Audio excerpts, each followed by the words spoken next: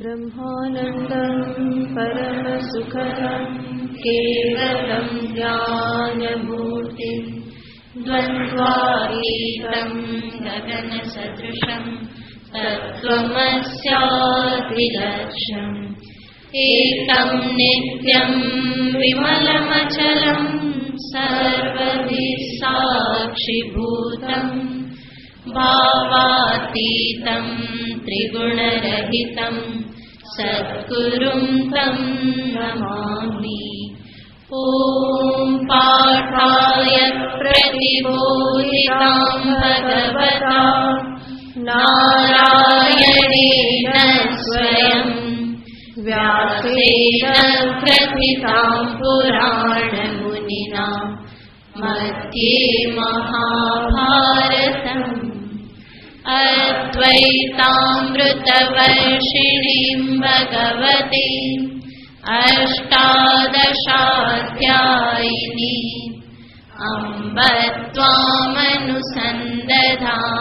भगवद्गीते भवद्वेषिणी यं ब्रह्मा वरुणेन्द्ररुद्रमरुतः स्तुन्वन्ति दिव्यैस्तवैः वेदैः साङ्गपदक्रमोपनिषदैः गायन्ति यं सामगाः ध्यानावस्थिततद्गतेन मनसा पश्यन्ति यं योगिनः यस्यान्तं न विदुःसुरासुरगणा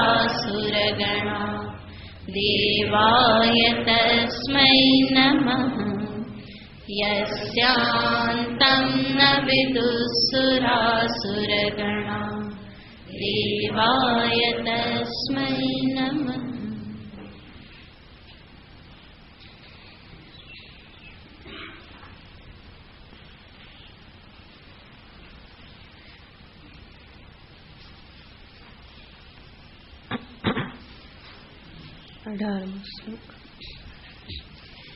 श्री भगवानुवाच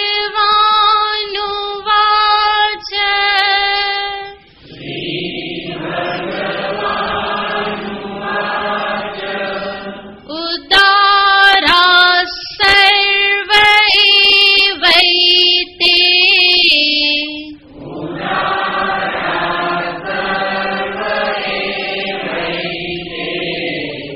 ज्ञानी त्वात्मैव मे मतम्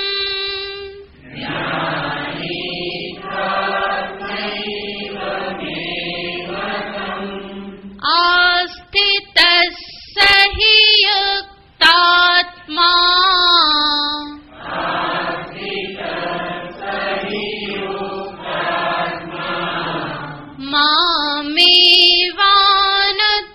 मामेवानुत्तमां गतिम्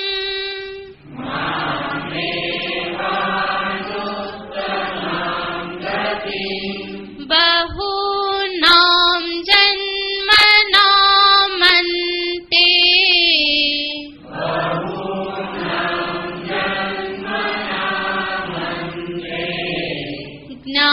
ज्ञानवान् मां प्रपद्यते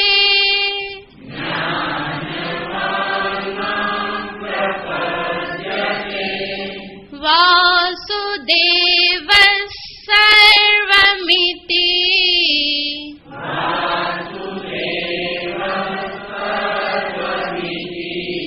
समहात्मा सुदुर्लभः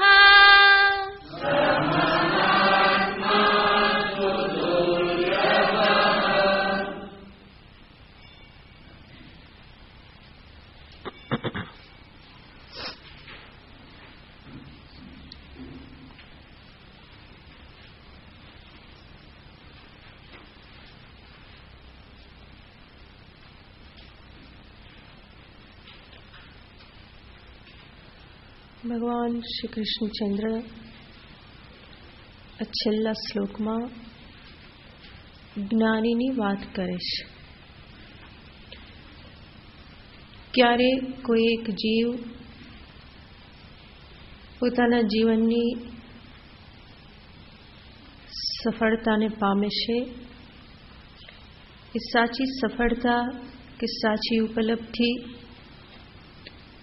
એટલે શું, અને એવી ઉપલબ્ધિ કરનાર મહાપુરુષ કેવા છે, એ બધી વાત ભગવાન આ શ્લોકમાં દર્શાવે છે. બહુનામ જન્મનામ અંતે જ્ઞાનવાન મામ પ્રપદ્યન્તે. બહુનામ જન્મનામ અંતે જ્ઞાનવાન સન જ્ઞાનવાન ભવતિ. અનેક જન્મો પછી મનુષ્ય જ્ઞાનવાન થાય છે, જ્ઞાની થાય છે, અને ત્યારે એ પરમાત્માને પામે છે. અહીંયા એ પ્રમાણે અન્વય નહીં લેવાનો કે જ્ઞાનવાન બહુનામ જન્મનામ અંતે મામ પ્રપદ્યતે. જ્ઞાન જેને પ્રાપ્ત થયું છે એ અનેક જન્મો પછી મને પામે છે, એવી રીતે નહીં, પરંતુ બહુનામ જન્મનામ અંતે જ્ઞાનવાન ભવતિ. જ્ઞાનવાન સન જ્ઞાનથી યુક્ત થઈ અને મામ પ્રપદ્યન્તે. તો આ પંક્તિને આપણે વિસ્તારથી જોયેલી હતી. આજે જ્ઞાન પ્રાપ્ત કર્યું એ જ્ઞાન કેવું છે? તો કહે છે વાસુદેવ સર્વમ. ઇદમ સર્વમ વાસુદેવ. આ જે કંઈ પણ છે એ બધું જ વાસુદેવ છે. તો એકત્વ બુદ્ધિ, સર્વત્ર એક ભગવત બુદ્ધિ, આત્મબુદ્ધિ જેને પ્રાપ્ત થાય એને જ્ઞાની કહેવાય, એવો આ શ્લોકમાં ભગવાનનો ધ્વનિ નીકળે છે. તો જ્ઞાનનો અર્થ, જ્ઞાનનું સ્વરૂપ સમજવું અત્યંત આવશ્યક છે. નહીં તો પોતાના જ કોઈક વિશિષ્ટ અનુભવને મનુષ્ય જ્ઞાન સમજી લે. સામાન્ય રીતે જે ઇન્દ્રિયોથી અનુભવ થતા હોય એના કરતાં કંઈક જુદો એને ધાર્યો ના હોય એવો કંઈક અનુભવ થાય અને એને મનુષ્ય જ્ઞાન સમજી લેતો હોય છે. માટે જ અનેક પ્રકારના અનુભવો, ચમત્કારોમાં જીવ અટવાઈ જતો હોય છે. એને થાય કે કંઈક વિશેષ અનુભવ થશે, કંઈક જપકારો થશે અને કંઈક બધું દુનિયા બદલાઈ જશે, ત્યારે મને જ્ઞાન થયું કહેવાશે. તો આ પ્રકારની માન્યતાઓ જે છે એ સર્વ માન્યતાઓ ભગવાન અહીંયા દૂર કરતા કહેશે કે જ્ઞાનનું સ્વરૂપ છે વાસુદેવ ઇદમ સર્વમ.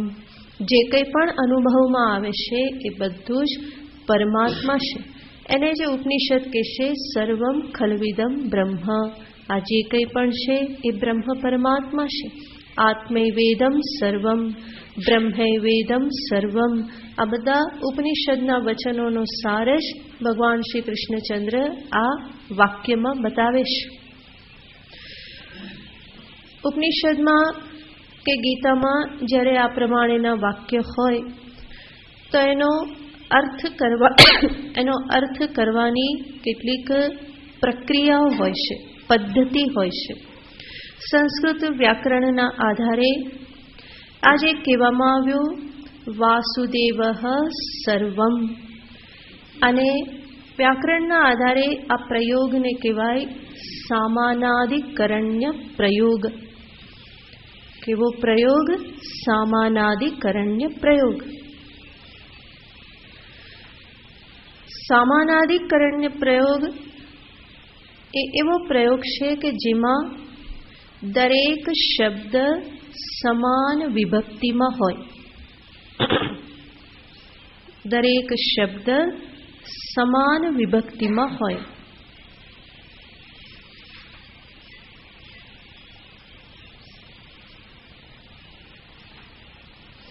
જેમ વ્યાવહારિક દ્રષ્ટાંત જોઈએ તો આને કહેવામાં આવે ઇદમ રક્તમ પુષ્પમ.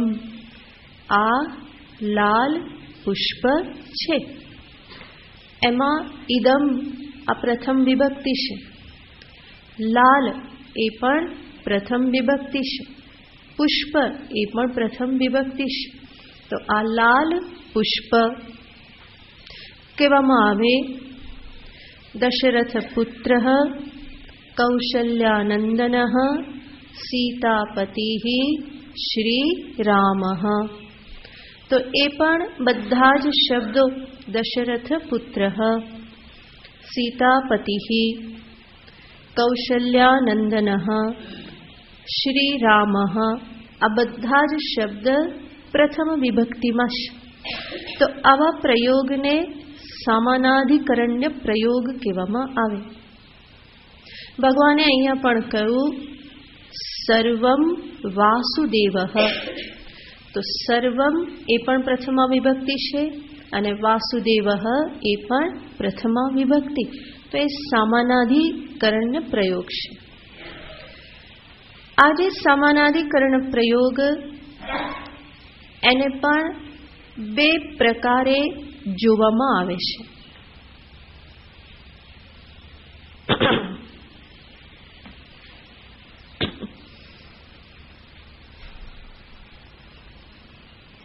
એક તો સામાન્ય સામાનાધિકરણ પ્રયોગ, જેના આપણે દ્રષ્ટાંત જોયા. ઇદમ રક્તમ પુષ્પમ, આ એક સામાન્ય સામાનાધિકરણ્ય પ્રયોગ છે. બીજું કહેવામાં આવે છે બાધ સામાનાધિકરણ્ય.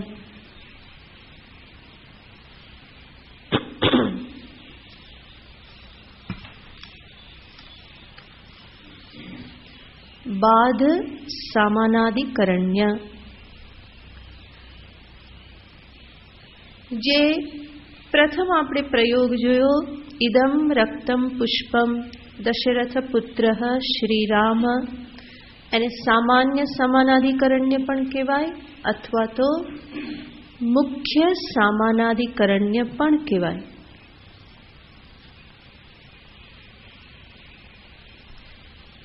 બીજું સામાનાધિકરણ્ય એને નામ અપાય છે બાધ સામાનાધિકરણ્ય. બાધ સામાનાધિકરણ્ય એટલે શું? તો કે ત્યાં અન્ય પદાર્થોનો બાધ થઈ અને એક જ પદાર્થ બાકી રહે.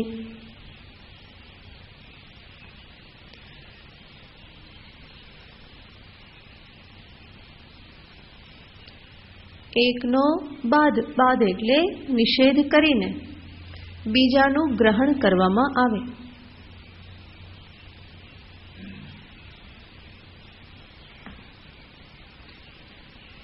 એના માટે દ્રષ્ટાંત જોઈએ તો જેમ કહેવામાં આવે વેદાંતનું પ્રસિદ્ધ દ્રષ્ટાંત, આ સાપ એ રજ્જુ છે. આ સાપ રજ્જુ છે.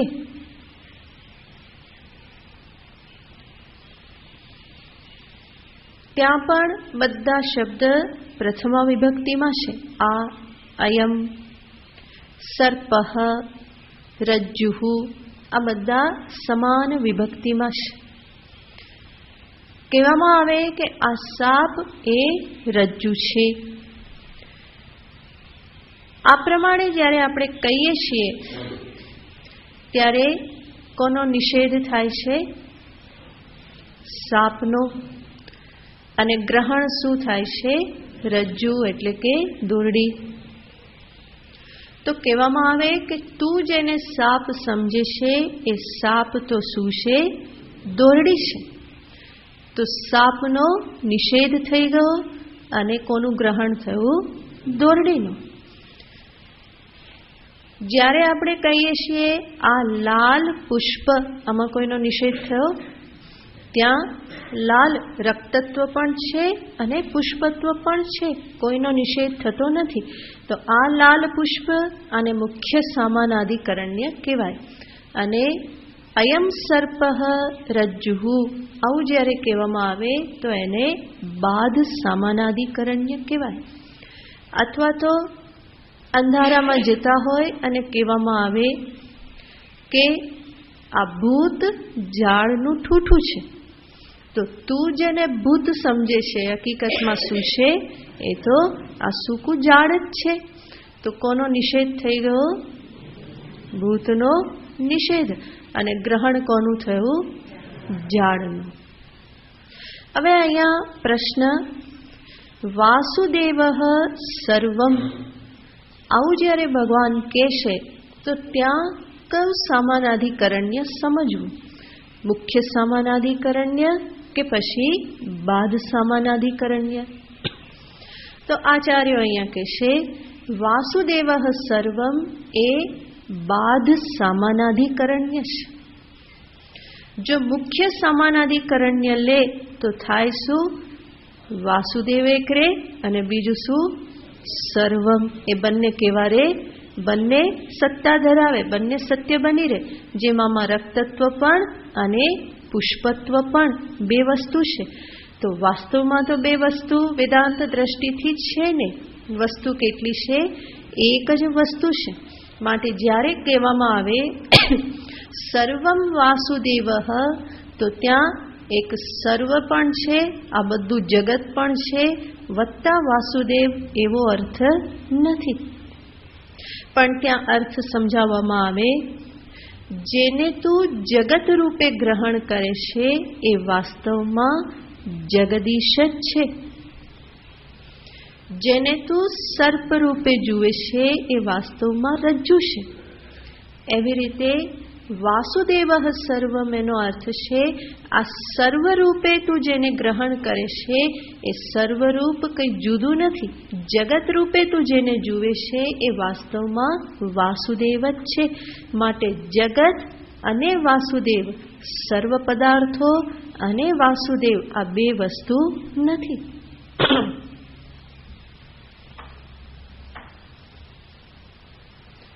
તો વાસુદેવ સર્વમ એ અદ્વૈત બોધ છે. વાસુદેવ પરમાત્મા જ આ બધું છે. જેમ ઉપનિષદનું વચન પણ સર્વમ ખલુ ઇદમ બ્રહ્મ, ઇદમ સર્વમ બ્રહ્મ. ખરેખર આ બધું જ બ્રહ્મ છે. આ બધું જ બ્રહ્મ છે એનો અર્થ આ બધું પણ છે અને બ્રહ્મ છે એવો અર્થ નહીં. પરંતુ જ્યારે આ શબ્દ, આ વાક્ય સાંભળવામાં આવે તો આ બધું એનો નિષેધ થઈ જાય અને ગ્રહણ કોનું થાય? બ્રહ્મનું. જેને આ બધા રૂપે, જેને તું દ્રશ્ય રૂપે, જેને તું જગત રૂપે જુએ છે એ વાસ્તવમાં પરમાત્મા જ છે.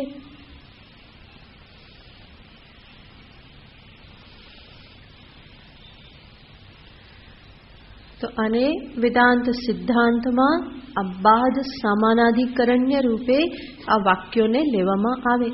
તો ભગવાન પણ જ્યારે કહેશે તો એનો અર્થ છે બધું જ વાસુદેવ માત્ર છે. સર્વમ વાસુદેવ એનો અર્થ શું થાય? વાસુદેવ માત્ર. સર્વમ બ્રહ્મ એનો અર્થ થાય બ્રહ્મ માત્ર. તો એવી રીતે અહીંયા પણ જે છે તે પરમાત્મા માત્ર છે. આ પ્રમાણેનું જેને જ્ઞાન છે, ભગવાન કહેશે સમહાત્મા સુદુર્લભ. આવા મહાત્મા, આવા જ્ઞાની પુરુષ આ જે છે સહ એટલે તે એટલે અહીંયા ભગવાન કોને કહેશે? બહુનામ જન્મનામ અંતે જ્ઞાનવાન મામ પ્રપદ્યતે. અને વાસુદેવ સર્વમ ઇતિ જ્ઞાનવાન, આ બધું જ વાસુદેવ છે, પરમાત્મા છે, એ પ્રમાણેના જ્ઞાનથી યુક્ત જે છે સહ મહાત્મા. ભગવાન કહેશે કે એ કોણ છે? મહાત્મા છે. તો મહાત્મા શબ્દના અર્થ પણ બે રીતે આપણે જોઈ શકીએ.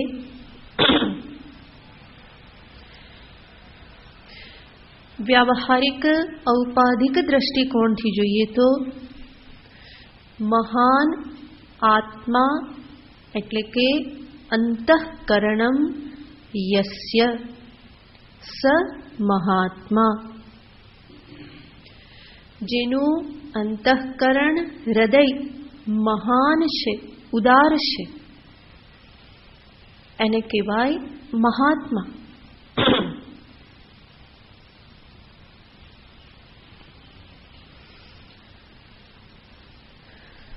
જે વિશાળ હૃદય ધરાવનાર છે અને એ વિશાળતાના પરિણામે જ, ઉદારતાના પરિણામે જ જે સર્વનો સ્વીકાર કરી શકે છે, સર્વને જે અપનાવી શકે છે, સર્વને જે એકોમોડેટ કરી શકે પોતાનામાં, જેને કોઈનો પણ નિષેધ કરવો પડતો નથી. દરેક વ્યક્તિને, દરેક જીવને જે અપનાવી શકે છે, દરેકના માટે જેના અંતરમાં સ્નેહ છે, કરુણા છે, દરેકને માટે જેના અંતરમાં હંમેશા શુભ ભાવના જ ઉત્પન્ન થાય છે.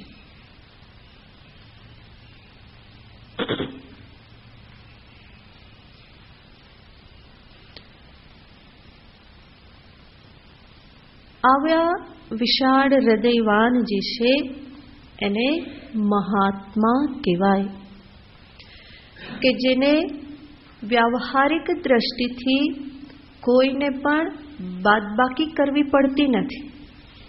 આ તો મારે ના જોઈએ, આની સાથે તો નહીં, આની સાથે તો મેળ નહીં ખાય, આ તો દૂર રહે તો સારું, આવી કોઈની બાદબાકી કરવી ના પડે એવું વિશાળ ઉદાર દિલ જેનું છે એને કહેવાય મહાત્મા. એટલા માટે જ દરેક વ્યક્તિને સંત પાસે, મહાત્મા પાસે જવું ગમે, કારણ કે પહેલેથી એના અંતરમાં નિશ્ચય શું છે, જઈશું તો સ્વીકાર જ હશે, કોઈ કાઢી મૂકવાનું નથી, ઉપેક્ષા ભાવ નહીં હોય, ઉદાસીનતા નહીં હોય, જશું તો આવકાર મળશે, સ્વીકાર થશે, ભૂલ થઈ હશે તો પણ ત્યાં સ્વીકાર થવાનો જ છે, આપણા દોષો દેખાયા હશે તો પણ કંઈ આડું આવવાનું નથી. એમના પ્રેમમાં, એમની કરુણામાં મારા દોષ થકી કંઈ ઓટ આવવાની નથી.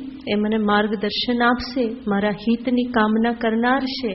તો આવો બધો અંતરમાં નિશ્ચય હોવાથી સંતની પાસે, મહાપુરુષની પાસે નિશ્ચિંતપણે દરેક વ્યક્તિ જઈ શકે છે, દરેકને જવું ગમે છે, કારણ કે ત્યાં કોઈ પ્રેજ્યુડાઇસ નથી.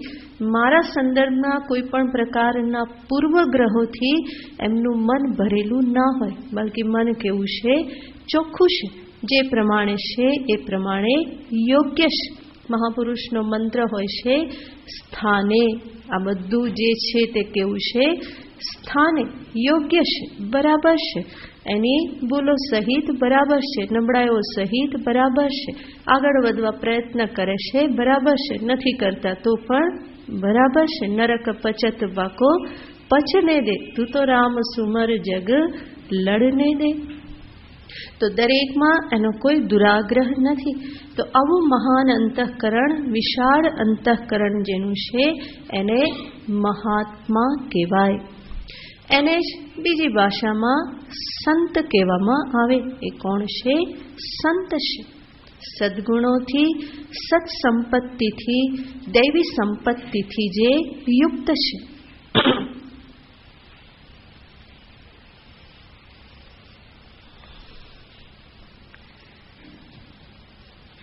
જ્ઞાન દ્રષ્ટિથી મહાત્મા શબ્દનો અર્થ જોઈએ તો મહાન આત્મા સ્વરૂપમ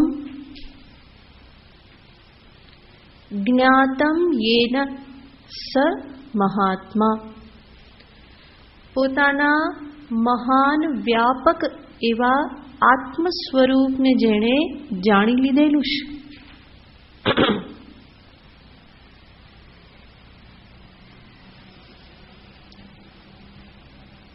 વ્યાપક મહાન બ્રહ્મ સ્વરૂપે, વાસુદેવ સ્વરૂપે જેણે પોતાને જાણી લીધેલ છે.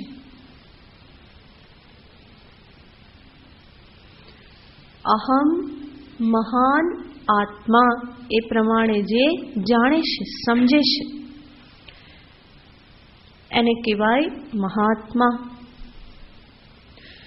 તો જેનો અહંભાવ આ પરિચ્છિન્ન એવા દેહાદિમાં હવે રહેલો નથી, પરંતુ જે પોતાને વ્યાપક બ્રહ્મ સ્વરૂપે, ચૈતન્ય સ્વરૂપે જે સમજી ચૂકેલ છે, તો મહાન એવા વ્યાપક એવા બ્રહ્મ સ્વરૂપમાં જેણે આત્મભાવ કર્યો, અહંભાવ કર્યો, એને કહેવાય મહાત્મા.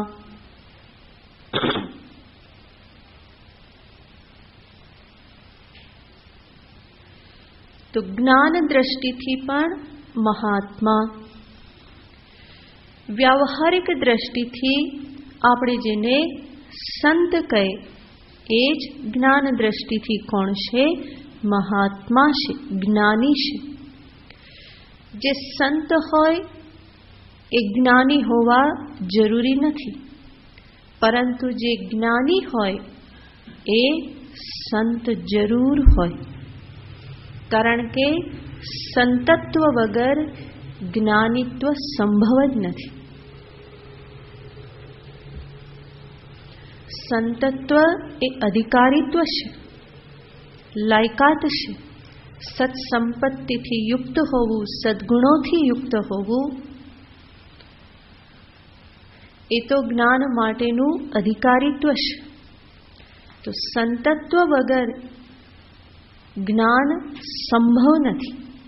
માટે જે જ્ઞાની હોય એનામાં સંતત્વ, સદ્ગુણ, સંપત્તિ જરૂર હોય. પણ જે સંત હોય, સદ્ગુણ સંપત્તિથી યુક્ત હોય, અનિવાર્ય નથી કે અવિદ્યા નિવૃત્તિ થઈ જ હોય અને જ્ઞાની હોય. પણ એ બંને કેવા છે? બંને પ્રણમ્ય છે, આદરણીય છે. કારણ કે સત્સંપત્તિ એ પણ કોઈ સામાન્ય વસ્તુ નથી. કામ, ક્રોધ, લોભથી મુક્ત રહેવું, કરુણા, પ્રેમ, દયા, સ્નેહ, સ્વીકાર બુદ્ધિથી યુક્ત રહેવું, આ કોઈ સામાન્ય બાબત નથી. અને માટે એ પણ એક પ્રકારે મહાત્મા જ છે. એવી વ્યક્તિ પણ આપણા માટે પ્રણમ્ય છે, આદરણીય છે, શ્રદ્ધાભાજન છે. ભગવાને અહીંયા મહાત્મા જે કહેલ છે એ બંને દ્રષ્ટિએ જે સદ્ગુણ સંપત્તિથી યુક્ત છે અને સાથે સાથે જે કોણ છે? જ્ઞાની છે. સ મહાત્મા સુદુર્લભ. ભગવાન કહેશે કે અર્જુન, આવા મહાત્મા તો અત્યંત દુર્લભ છે.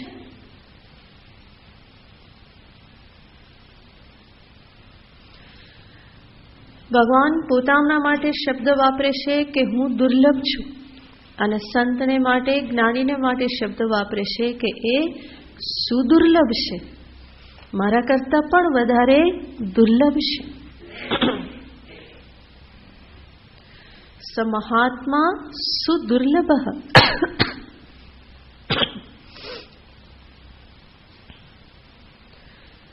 તો આવા મહાત્મા જ્ઞાની પુરુષ એ દુર્લભ એટલા માટે ભગવાન જ આગળ કહી ચૂક્યા છે, મનુષ્યાણામ સહસ્રેષુ કશ્ચિત યદતિ અને યતતામપી સિદ્ધાનામ કશ્ચિત વેત્તિ. એટલું જ નહીં, આ જ શ્લોકમાં ભગવાને કહ્યું બહુનામ જન્મનામ અંતે. તો એવા તો કોઈક વિરલ જ હોય કે જેનો આ અંતિમ જન્મ હોય. બાકી તો મોટા ભાગના કેમાં સપડાયેલા છે? પુનરપી જનનમ પુનરપી મરણમ, આ ચક્રમાં જ સપડાયેલા છે. તો આવા બ્રહ્મનિષ્ઠ મહાત્મા જ્ઞાની મહાપુરુષ જે છે એ અત્યંત દુર્લભ છે. નારદ ભક્તિ સૂત્રમાં નારદજી કહે છે, મહત્સંગ દુર્લભ અગમ્ય અમોઘશ્ચ. મહત્સંગો દુર્લભો ગમો મોઘશ્ચ. મહત્સંગ, મહાપુરુષો, આવા મહાપુરુષોનો સંગ થવો એ કેવું છે? દુર્લભ છે.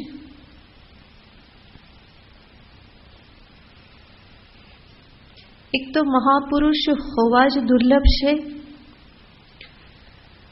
અને આગળ કહેશે અગમ હોય તો પાછા એને જાણવા સમજવા એ બહુ જ કઠિન છે. કોઈ જ્ઞાની છે કે નહીં એ નિશ્ચય કરવો અત્યંત કઠિન છે. સામાન્ય રીતે તો એક જ્ઞાની જ બીજા જ્ઞાનીને ઓળખી શકે. અજ્ઞાનીની હેસિયત નથી કે જ્ઞાનીને જ્ઞાનીનું સર્ટિફિકેટ આપે, અને એટલા માટે કદાચ જ્ઞાનીનો સંગ થઈ જાય, ક્યાંક એનો સંશય પ્રાપ્ત થાય, તો પણ એના સંદર્ભમાં નિશ્ચય કરવો કે આ મહાપુરુષ છે, જ્ઞાની છે, એ નિશ્ચય કરવો પણ અત્યંત કઠિન છે. તો દુર્લભો અગમઃ, મહાપુરુષનો સંગ દુર્લભ છે, મળવા દુર્લભ, અને ક્યાંક ભેટો થઈ ગયો તો ફરી એને જાણવા, એની સ્થિતિને સમજવી એ પણ અત્યંત દુર્લભ છે. કારણ કે જ્ઞાનના કોઈ બાહ્ય વિશેષ લક્ષણ હોતા નથી. બેને બદલે 4 હાથ થઈ જાય, કે એકને બદલે 2 માથા આવી જાય, કે ત્રીજું નેત્ર ખુલી જાય, કે ચોટલી વધી જાય, આવા તો કોઈ એના લક્ષણો છે નહીં. તો બાહ્ય કોઈ લક્ષણ છે નહીં.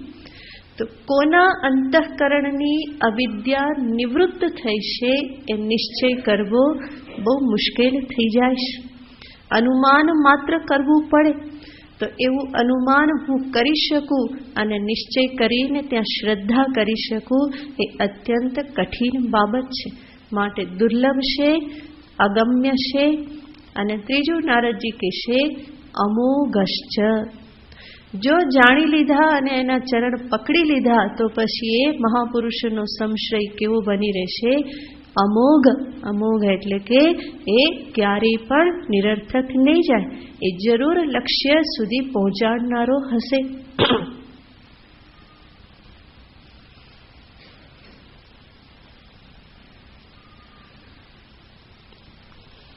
તો સર્વપ્રથમ તો અંતઃકરણમાં જ્ઞાન ઉત્પન્ન થવું, અવિદ્યા નિવૃત્તિ થઈ હોય એવા મહાપુરુષ જ દુર્લભ છે. અને એ દુર્લભ મહાપુરુષને સમજવામાં, જાણવામાં ફરી પાછી તકલીફ થાય છે. અને એમાં સૌથી મોટો પ્રતિબંધ છે વ્યક્તિનો પોતાનો જ અહંકાર. એ જલ્દી ક્યાંય ઝૂકવા દેતો નથી, જલ્દી ક્યાંય શ્રદ્ધા બનવા દેતો નથી. કંઈક ને કંઈક શંકા કર્યા કરે. અને દરેક વ્યક્તિના મનમાં જ્ઞાની માટેના કોઈ ને કોઈ ખ્યાલો, પૂર્વગ્રહો રહેલા જ હોય. કોઈક ચોકઠું અંદર બેઠેલું હોય અને એને થાય કે મારા આ ચોકઠામાં ફિટ બેસે તો હું એને શું કહું? એને હું જ્ઞાની કહું. મારા અંતરમાં ચોકઠું હોય, જ્ઞાની ષટકોણ હોય તો એમાં બેસે નહીં. મારા અંતરમાં ત્રિકોણ હોય ને પેલા ચોરસ હોય તો પછી ફિટ ના થાય.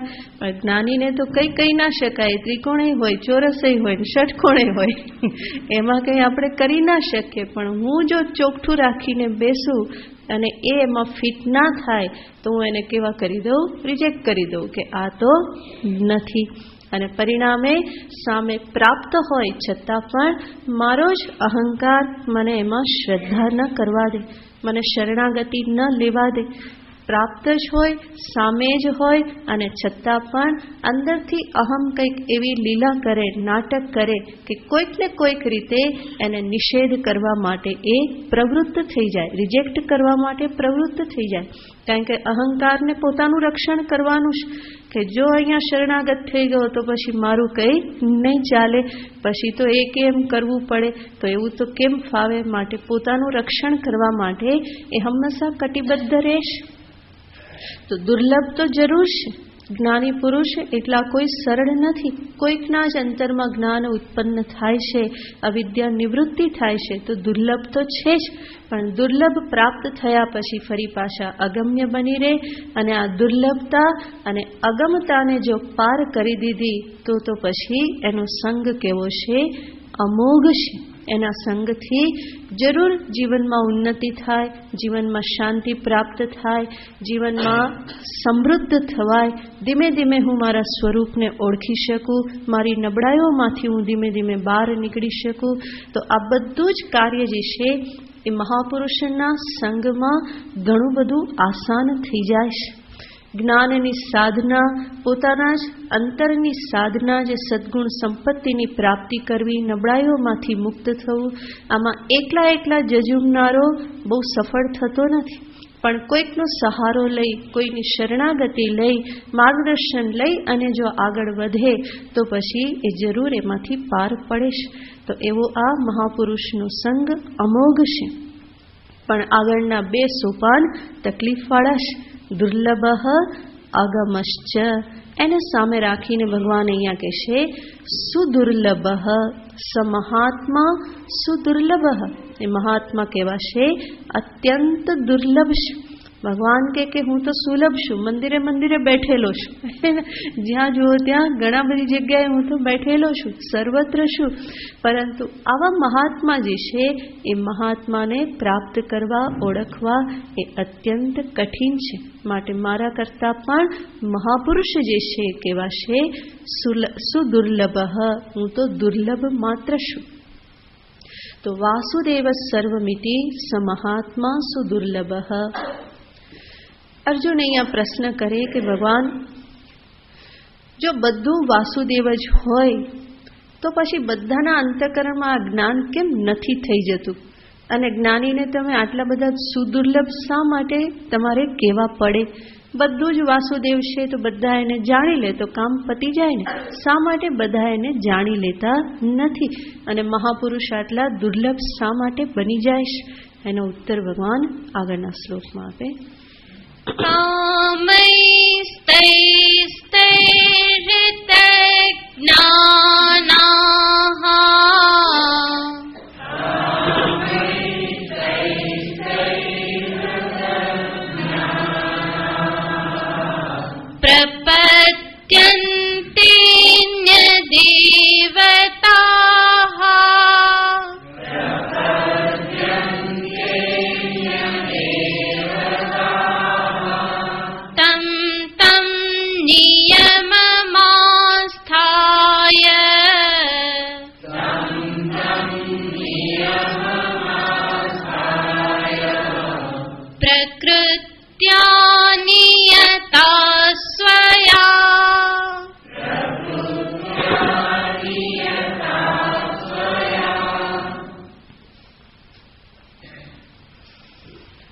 ભગવાન કે અર્જુન, દરેકનો આત્મા વાસુદેવ સ્વરૂપ જ છે. દરેકનું વાસ્તવિક સ્વરૂપ એ જ છે. પરંતુ છતાં પણ દરેક વ્યક્તિ એને જાણતી નથી. અને જે પણ ફેર પડે છે એ જાણવામાં ન જાણવામાં જ ફેર છે. ન જાણવાથી સંસાર ચક્ર ચાલુ રહેશે અને જાણવાથી મોક્ષની પ્રાપ્તિ થાય છે. તો જ્ઞાનથી જ ફેર પડે છે. દરેકના સ્વરૂપમાં કોઈ ફેર નથી. જ્ઞાનીનો આત્મા વાસુદેવ સ્વરૂપ છે, અજ્ઞાનીનો આત્મા પણ વાસુદેવ સ્વરૂપ જ છે, કારણ કે આત્મા તો એક જ છે. એટલે આપણે અનેક વખત જોયેલું છે કે જીવ જે શિવ સ્વરૂપ જ છે અને શિવ ક્યારેય જીવ થયેલ નથી. જીવ પોતાને શિવ રૂપે નથી જાણતો ત્યારે પણ એ શિવ રૂપ જ છે. જીવ પોતાને બ્રહ્મ રૂપે નથી જાણતો ત્યારે પણ એ કયા સ્વરૂપે છે? બ્રહ્મરૂપ જ છે. એવું નથી કે જ્ઞાન થયા પછી હું બ્રહ્મ બની જઈશ. પહેલેથી જ બ્રહ્મ સ્વરૂપ જ છું, પરમાત્મ સ્વરૂપ, જ્ઞાન સ્વરૂપ, વાસુદેવ સ્વરૂપ જ છું. જો કંઈક થયા પછી મારે બ્રહ્મ બનવાનું હોય તો ફરી પાછું કંઈક થયા પછી હું શું બની જાઉં?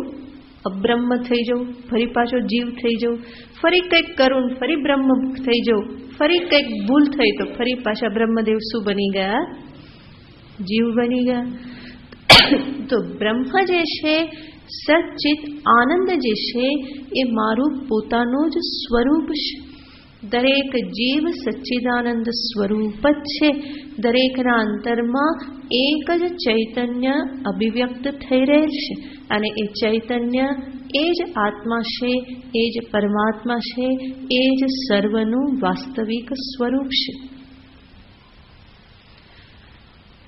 છતાં પણ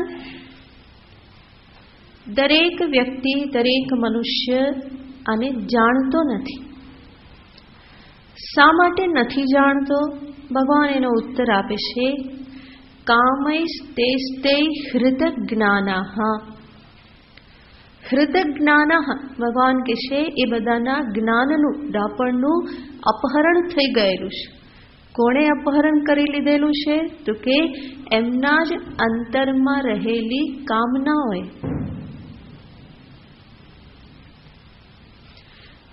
તૈહિ તૈહિ કામૈહિ હૃતજ્ઞાનાઃ. એમનું જ્ઞાન હણાઈ ગયેલું છે. સેના વડે? તૈહિ તૈહિ કામૈહિ, તે કામનાઓ વડે.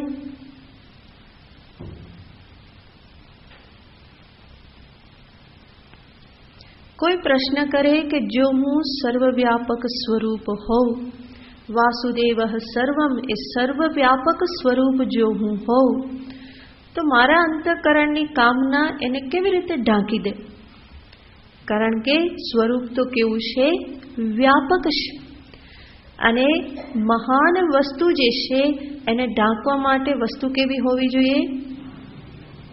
એનાથી પણ મોટી હોવી જોઈએ ને. ડબ્બાનું ઢાંકણું ડબ્બા કરતાં કેવડું હોય? થોડુંક મોટું હોય ને, તો જ ડબ્બો ઢંકાય, નહીં તો ડબ્બો ઢંકાય નહીં. મારે જો શરીર ઢાંકવું હોય તો મારી શાલ કેવી હોવી જોઈએ? હાથ રૂમાલથી શરીર ના ઢંકાય, એનાથી ના ઢંકાય.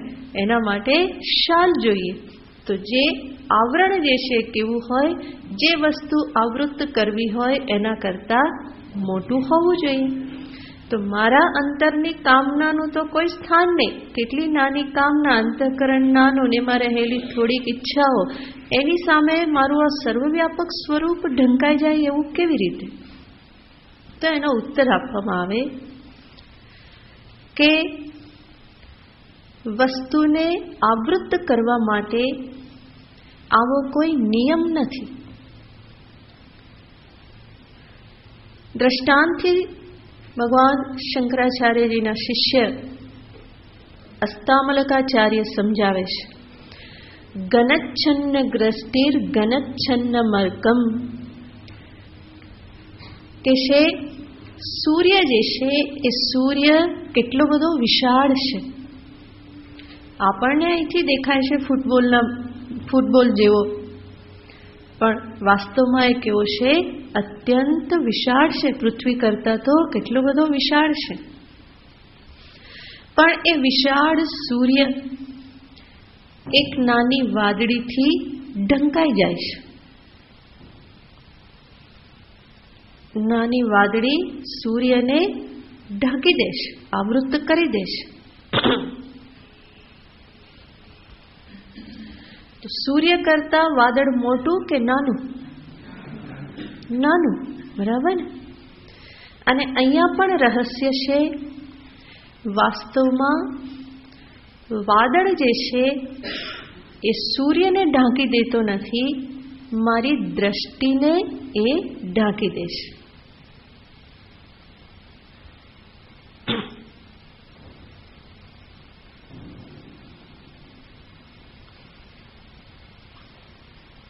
ગનચ્છન્ન મર્કમ ગનચ્છન્ન દ્રષ્ટિ ગનચ્છન્ન મર્કમ યથા નિષ્પ્રભમ મન્યતે જાતિમૂઢઃ.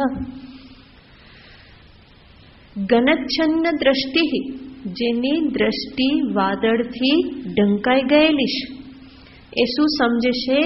ગનચ્છન્ન મર્કમ, અર્કમ એટલે સૂર્ય. એ એવું સમજે છે કે વાદળથી શું ઢંકાઈ ગયું? સૂર્ય ઢંકાઈ ગયું. વાસ્તવમાં શું ઢંકાઈ જાય છે? દ્રષ્ટિ ઢંકાઈ જાય છે. અને સૂર્યને ઢંકાયેલો માની લે અને પછી શું કે? નિષ્પ્રભમ મન્યતે જાતિમૂઢ. પાછો આગળ વધીને ડાપણ શું કે? આજે સૂરજ કેવો છે? ઝાંખો છે. આજ સૂરજ ઝાંખો ઉગ્યો છે. તો સૂરજને ઝાંખો કહેશે, પણ પોતાની ખામી નહીં જુએ કે આ તો મને આવું દેખાય છે, વાદળથી મને આ પ્રમાણે દેખાયું, એવું નહીં જુએ. કોને ઝાંખો કહી દે? એ સૂર્યને ઝાંખો કહી દે કે આજે તો સૂર્ય ઝાંખો છે. તો નિષ્પ્રભમ મન્યતે ચાતિ મૂઢ, અતિ મૂઢ પુરુષ. હસ્તામલકાચાર્યજીની દ્રષ્ટિમાં આ પુરુષ કેવો છે? અતિ મૂઢ, જે પોતાને બહુ હોશિયાર સમજે એમની દ્રષ્ટિએ કેવો છે? અત્યંત મૂર્ખ છે. તો આવી રીતે વાદળથી મારી દ્રષ્ટિ ઢંકાઈ જાય છે અને પરિણામે સૂર્યના દર્શન મને થતા નથી. આમ પણ આપણે જોઈએ તો આપણી આંખને આડે આંગળી રાખી દઈએ તો શું થાય? સૂર્ય દેખાય? ના દેખાય. તો સૂર્ય શેનાથી ઢંકાઈ ગયો? એક આંગળીથી ઢંકાઈ જાય છે. તો એવો કોઈ નિયમ નથી કે ઢાંકવા માટે મોટી વસ્તુ જ જોઈએ, આવરણ વધારે મોટું જ જોઈએ, એવું કોઈ આવશ્યક નથી. આવરણ નાનું હોય તો પણ વસ્તુનું દર્શન ન થાય એવું સંભવ બને. તો અહીંયા પણ સર્વવ્યાપક એ મારું સ્વરૂપ હોવા છતાં પણ અંતઃકરણની કામના જે છે એ મારા એ સ્વરૂપને જાણે કે ઢાંકી દેશે.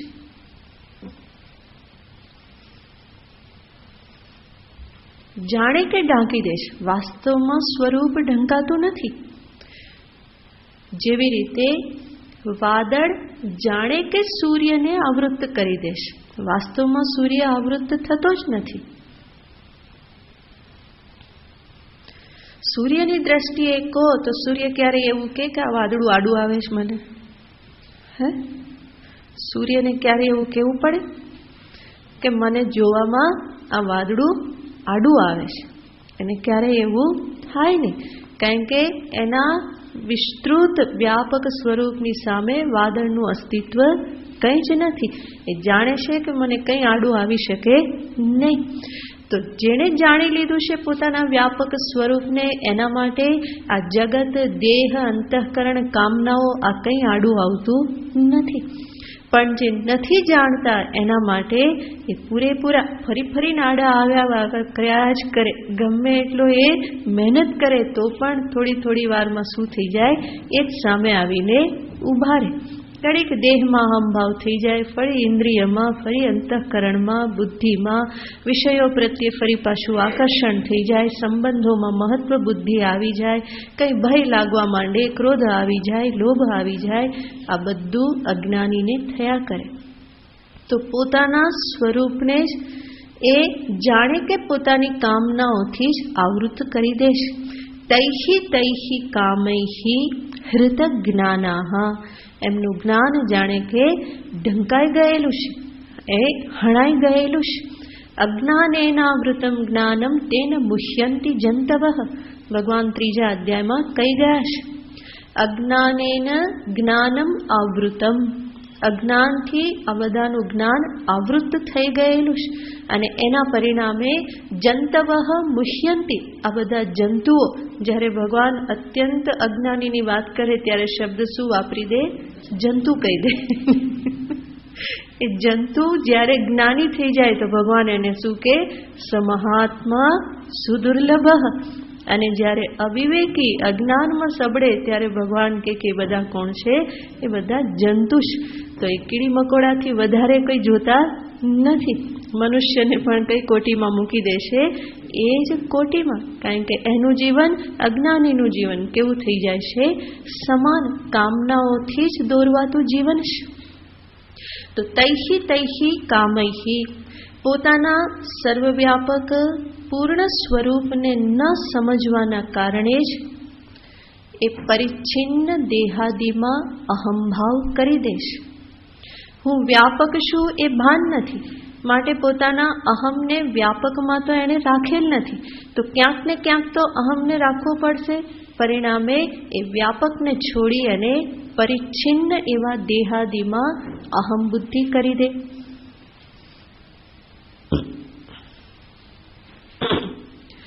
પરિચ્છિન્ન દેહાદિમાં અહમ બુદ્ધિ કરી દે, પણ અંદરથી ફરી પાછી મૂળભૂત ઈચ્છા તો શું થયા કરે? હું પૂર્ણ બની રહું, મારામાં કંઈ ખામી ના રહે. ખામીથી ગ્રસ્ત એવા શરીરાદિને પકડીને રહે અને ફરી પાછી ઈચ્છા શું થયા કરે, મારામાં કોઈ ખામી ના રહે, હું પૂર્ણ થઈ જાઉં. કારણ કે સ્વરૂપ તો એનું પૂર્ણ સ્વરૂપ જ છે. તો જ્યાં સુધી એને પામે નહીં ત્યાં સુધી નિરાત તો થવાની નથી. ગરમ થયેલું પાણી જ્યાં સુધી ઠંડુ ના થાય ત્યાં સુધી એને નિરાત ના થાય. એ ઠંડા પડવાની પ્રક્રિયા ચાલુ જ રહે. જેવું ગેસ પરથી ઉતારો એ શું શરૂ કરી દે, ઠંડુ પડવાનું શરૂ કરી જ દે. પાણી ક્યારેય નહીં વિચારે કે બહુ ઠંડી છે, ગરમ રહેવું સારું, એવું એ નહીં વિચારે, કારણ કે એ સંભવ નથી. એનો સ્વભાવ જ કેવો છે કે ઠંડા પડવું એ સ્વભાવ છે. શીતળતા એ જલનો સ્વભાવ છે. એવી રીતે જીવનો સ્વભાવ છે પૂર્ણતા. એ પૂર્ણતાને પામે નહીં ત્યાં સુધી એને ચેન પડવાની નહીં. પણ તકલીફ ક્યાં થઈ જાય છે તો કે પૂર્ણતાને પામવાનો એક ખોટો રસ્તો પકડી લેશે. જરૂર પૂર્ણતા એનું સ્વરૂપ છે, પામવાનો એને પૂરેપૂરો અધિકાર છે,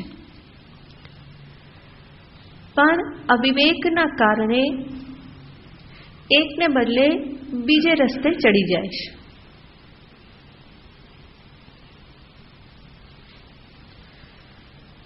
પૂર્ણ સ્વરૂપ છે.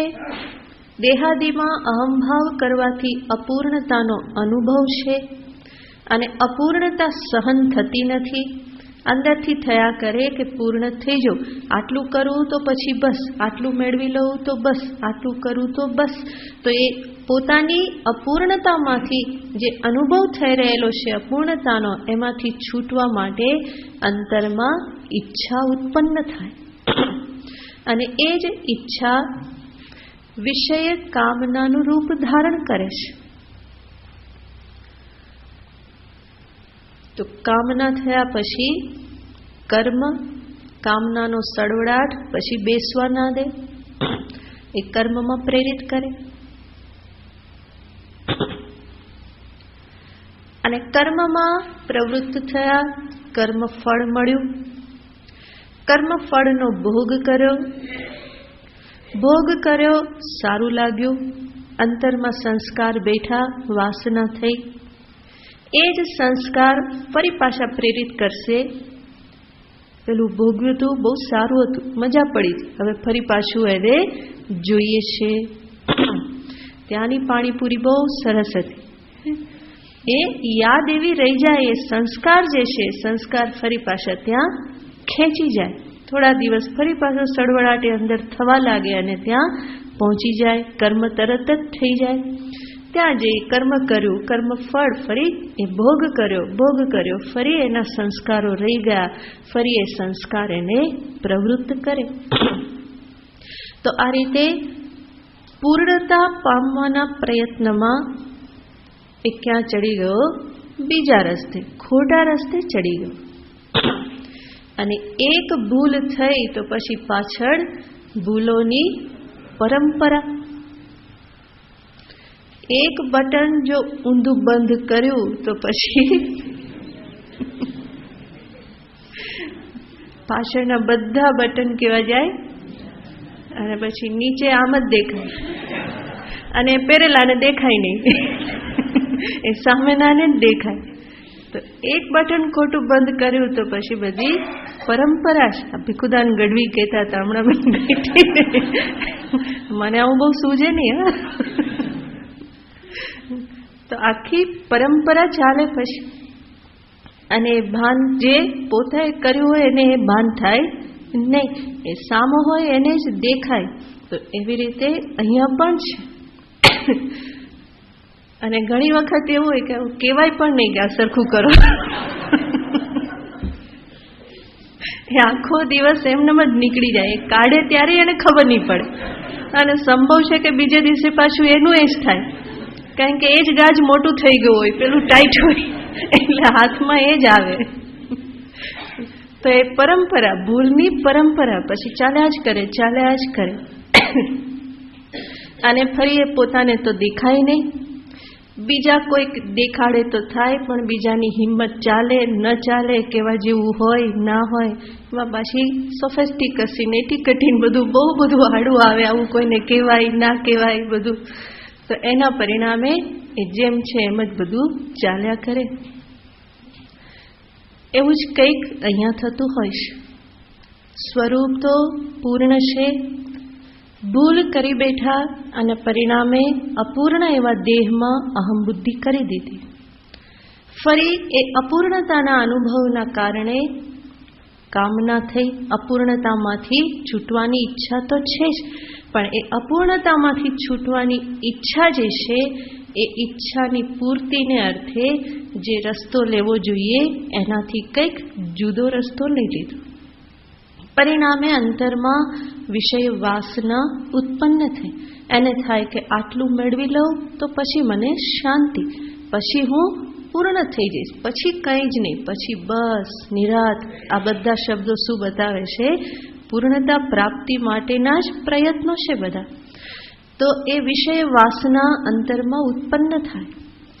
એ વાસનાના પરિણામે કર્મમાં પ્રવૃત્તિ, કર્મના પરિણામે કર્મફળ, કર્મફળના પરિણામે સંસ્કાર, સંસ્કાર ફરી પાછા ઈચ્છા ઉત્પન્ન કરાવે, ફરી પાછું કર્મ, કર્મફળ, સંસ્કાર, કર્મ, કર્મફળ, સંસ્કાર, કર્મ, કર્મફળ, સંસ્કાર. આ ઘરેડ ચાલ્યા કરે. અને આ ચક્ર એવું ચાલે કે જેમાં મૂળભૂત જે છે તો એક બાજુ રહી જાય છે. પૂર્ણ સ્વરૂપનું અજ્ઞાન જે છે, જે મૂળભૂત સમસ્યા આ સમગ્ર ચક્રના મૂળમાં જે છે એ એક બાજુ રહી જાય છે. અને મનુષ્ય એનાથી દૂર ક્યાંક ચક્કરમાં ફરતો જ રહેશે. અને એ ચક્કરમાં કંઈક કરવાથી ચક્કરમાંથી એ બહાર આવતો નથી. પરિણામે આ જે સંસાર જે છે એ સંસારના જન્મ મૃત્યુના ચક્ર ચાલ્યા કરે છે. એ જ વાસનાઓ અંતરમાં એકઠી થતી જાય. મૃત્યુકાલે ફરી એમાંની જ વાસનાઓ પ્રવૃત્ત થઈ અને નવો જન્મ નિશ્ચિત કરી દે. ફરી એમાં ફરી વાસનાઓ ચાલુ છે, ફરી પાછી નવા જન્મની નિશ્ચિત એમાં ચાલુ જ છે. તો આ રીતે જો મનુષ્ય વિવેક ન કરે, વિચારે નહીં અને આ જ ગરેડમાં જો એ ચાલ્યા કરે તો એનો અંત ક્યારેય પણ આવતો નથી. એ કામના કર્મ, કર્મફળ, કામના કર્મ, કર્મફળ, આના ચક્કરમાં જ એ હંમેશા પીસાતો રહે. તો આ દ્રષ્ટિએ ભગવાન અહીંયા કહેશે કે દરેક મનુષ્ય કેમ નથી પામતો? એટલા માટે નથી પામતો કે એ ભૂલ કરી અને ઊંધા રસ્તે જ જઈ રહેલો છે. અને જ્યાં સુધી એ સમજે નહીં કે આ રસ્તો ખોટો છે, હું ખોટા માર્ગે ચાલી રહેલો છું, મારે જ્યાં જવું છે આ રસ્તે હું નહીં પહોંચું, એ જ્યાં સુધી સમજે નહીં ત્યાં સુધી એ ત્યાંથી પાછો પણ વળવાનો નથી. એને પોતાને નિશ્ચય હોય અંદરથી તો એ કોઈનું સાંભળવાનો પણ નહીં, કે બે જણને પૂછી લઈએ એવું પણ નહીં થાય. એ પોતે નિશ્ચયપૂર્વક ત્યાં આગળ વધતો જાય છે. જેમ ઘણીવાર આપણે પણ જતા હોઈએ, ખબર ના હોય કે સ્થળ ક્યાં આવ્યું, ત્યારે કોઈને પૂછીએ વિચાર કરવામાં જ કેટલા બધા આગળ નીકળી જઈએ. પછી એટલા આગળ નીકળી જઈએ કે ત્યાં પછી કોઈ પૂછનારે કોને પૂછીએ, કોઈ મળે જ નહીં, પછી ફરી પાછા આવવું પડે. તો શરૂઆતમાં જ્યાં ઊભા હતા બધા ત્યાં પૂછીએ નહીં. કેમ? કારણ કે ઓવર કોન્ફિડન્સ, ના આ જ રસ્તો બરાબર છે, પહોંચી જ જવાશે અને પરિણામે આગળ ભાગે. કહીએ કે ભાઈ પૂછી લો, મારી સાથે પણ એવું થાય, બાજુમાં બેઠા આ બધા સારથીઓ કહીએ કે પૂછી લો તો કે હા પૂછીએ કરતા સીધી ના તો ના પડાય, પણ અંદરથી એમ થાય કે આ જ છે, બરાબર છે, આગળ જઈને જોઈશું. એમ આગલા ચોકે કરતા પછી એવી સ્થિતિ આવે કે સામે કોઈ દેખાય જ નહીં, કોઈ પૂછવા પણ જ ના હોય. પછી ચક્કર ખાય તે ફરી પાછા આવવું પડે. ચક્કર ખાઈને પાછા આવીએ ને અહીંયા આવીએ તો અહીંયા જે ઊભો તો એ જતો રહ્યો હોય. પરિણામે વધારે તકલીફ થાય. આ તો બધાનો અનુભવ છે, જો એટલે જ બધા સાથે બોલે. તો જે વ્યવહારમાં હોય છે એ જ આ અધ્યાત્મ સાધના પણ એનામાં પણ થતું જ હોય છે. ત્યાં કોઈક સંતની પાસે પહોંચીને રસ્તો પૂછવો, એમાં જન્મના જન્મ નીકળી જાય છે. બહુનામ જન્મનામ અંતે એટલે તો ભગવાને કેવું પડ્યું, મનુષ્યાણામ સહસ્રેષુ, આ બધા પ્રયોગો એટલે જ કરવા પડે છે. તો કોઈક સંતની પાસે જઈને પૂછીએ કે ભાઈ હું આ ઈચ્છું છું અને મને મળતું નથી, ઘણું બધું દોડ્યો, મારી આ પ્રવૃત્તિ યોગ્ય છે કે નહીં, આ માર્ગ સાચો છે કે નહીં, આ ચક્કર ખરેખર જે છે એ પરાધીનતાનું ચક્ર, એમાંથી હું છૂટવા માંગુ છું. કેવી રીતે છૂટાય, કયો સાચો રસ્તો, આ પૂછતા પૂછતા જ કેટલા બધા જન્મો નીકળી જાય છે. તો પોતાની જ કામનાઓમાં મનુષ્ય અટવાયેલો રહે છે. ભગવાન કહેશે તૈહિ તૈહિ કામૈહિ હૃતજ્ઞાનઃ. અર્જુન, આ જીવો પોતપોતાની કામનાઓથી જ પોતાના જ્ઞાનને જાણે કે હણી નાખે છે. એમનું વિવેક જ્ઞાન હણાઈ ગયેલું છે અને પરિણામે મુખ્ય માર્ગે આવવાની જગ્યાએ એ ખોટા માર્ગમાં જ ફરી પાછા કેટલા માર્ગો ફંટાતા હોય ત્યાં જ એ ફર્યા કરે અને એને એમ થાય કે મને રસ્તો મળી ગયો, પણ એ રસ્તો પણ કેવો હોય? ખોટો રસ્તો જ હોય. તો એને ભગવાન અહીંયા દર્શાવતા કે છે તૈહિ તૈહિ કામૈહિ હૃતજ્ઞાનઃ અને પરિણામે અન્ય દેવતા પ્રપદ્યન્તે. અન્ય દેવતાઓનું શરણ લે છે.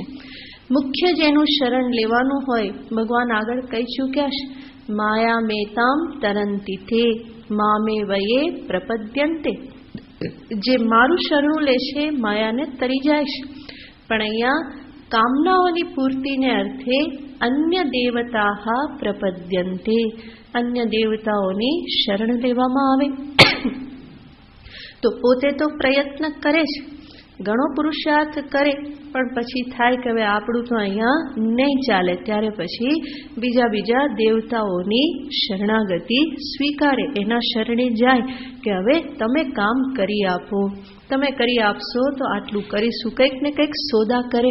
તો અન્ય દેવતા પ્રપદ્યન્તે. અને અન્ય દેવતાની એ પ્રમાણે શરણ લઈ અને શું કરે? તમ તમ નિયમમાસ્થાય પ્રકૃત્યા નિયતા સ્વયા. તે દેવતાઓના નિયમને એ પાલન કરે છે. તો જે પ્રમાણેની કામના ને જે પ્રમાણેના દેવ એ પ્રમાણેના કેટલા બધા એના નિયમો હોય, એ બધું કરવા માટે એ તૈયાર થઈ જાય. શેના માટે? કામના પૂર્તિને અર્થે. તો જે રસ્તો ગ્રહણ કરે છે એ કયો કરે છે? કામનાની પૂર્તિનો જ રસ્તો ગ્રહણ કરે છે. અને કામના પૂર્તિ થાય, કર્મફળ મળે, ફરી વાસના, તો એ ચક્ર તો ફરી પાછું ચાલ્યા જ કરવાનું છે. અને પરિણામે પોતાના પૂર્ણ સ્વરૂપને એ જાણતા નથી.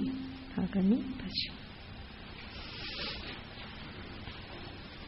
ઓમ પૂર્ણમદઃ પૂર્ણમિદં પૂર્ણાત પૂર્ણમુદચ્યતે પૂર્ણસ્ય પૂર્ણમાદાય પૂર્ણમેવાવશિષ્યતે. ઓમ શાંતિ શાંતિ શાંતિ. હરિ ઓમ શ્રી ગુરુભ્યો નમઃ. હરિ ઓમ.